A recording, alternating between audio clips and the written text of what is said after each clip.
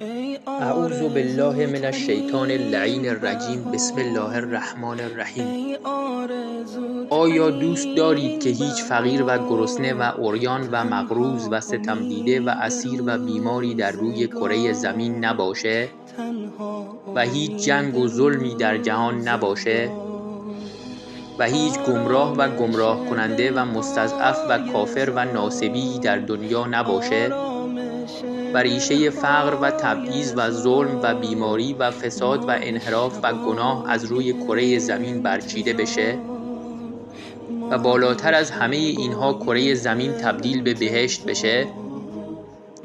تنها راه چاره برای تحقق این امر ظهور امام عصر عجل الله تعالی فرجه الشریفه و یکی از راه‌های نزدیکتر کردن ظهور احیای امر یا نشر علوم یا احادیث شریفه اهل بیت علیهم السلام تا جهانیان با آشنایی با اهل بیت علیهم السلام و کلام شریفشون هرچه بیشتر شیعه بشن و تعداد یاران امام عصر عجل الله تعالی فرجه الشریف و دعا کنندگان جهت ظهور بیشتر بشه.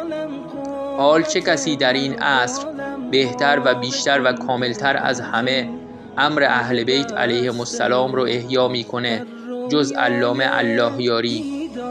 پس کمک به علامه الله یاری یعنی کمک به امام عصر عجل الله تعالی فرجه الشریف و نزدیکتر کردن ظهور. تا حالا بهش کمک کردی؟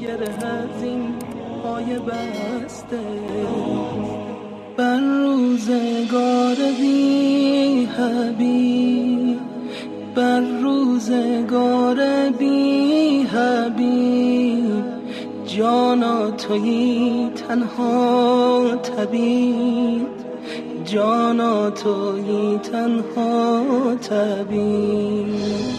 یارا در این شهر غریب، یارا در این شهر غریب، عطری نداره بی